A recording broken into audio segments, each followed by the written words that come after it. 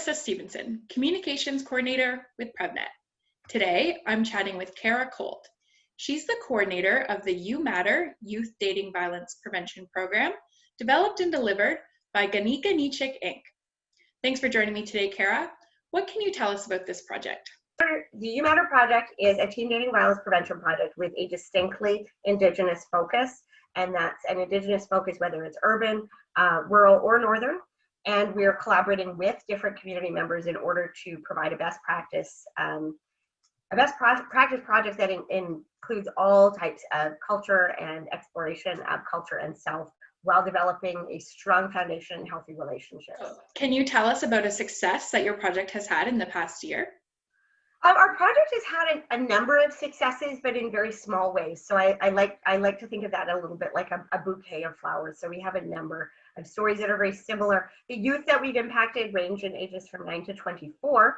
And I think one of the biggest stories that stands out, just overreaching, is the amount of youth that end up speaking with their parents or guardians about what they've learned in the project and during program time. Which seems unusual in that age level, but it seems to really open up really good conversations with folks. There's been some instances where, in turn, those adults have come back and discussed that there's been huge impacts in the way that their child manages relationships and how they end or stop sort of negative relationships in their life, and how that's impacted them positively in their day-to-day life. That's really great. It's good to hear that you're getting that feedback from people after they've done the program, that it's working in their relationship management. Yeah, it is really exciting. And what's exciting is that that was our first pilot year of delivery last year. So, there's obviously bumps and hurdles and even larger ones coming up due to COVID-19. But certainly for the impact that it made, the feedback that we got that was positive was really, really surprisingly self-guided by these youth at wanting to involve family and parents and friends and other members of community into what they've learned. So speaking of the pandemic, can you tell us a little bit more about how you're planning to go forward? Well, every day is a different struggle. Being based in Winnipeg, we're experiencing some real adversity right now due to COVID-19.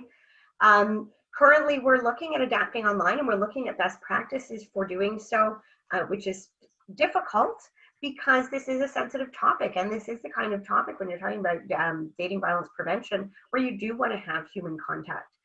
You do want to have the ability to witness if somebody's struggling. So what we are doing is looking to our community of practice and asking for sort of best practice and suggestions and looking at what worked and what didn't. We're looking at moving online completely directly since we aren't to be working with any participants at this time. So the transition is slow and steady, but ultimately it's going to provide us some really good learning and insight and access, because we'll be able to access more northern and rural youth this way, because we wouldn't physically be able to provide the program now. So are you delivering the program right now, or you're still working on getting it up online? We're still working at getting it up online. There was some curriculum revision and some community consult that was needed, and as well as some youth consult that was needed in revising based on some recommendations after we delivered last year. So we're looking for a January start date. And really, because of the nature of putting it online, start dates are a little bit more arbitrary right now. We don't have to look for those natural dates.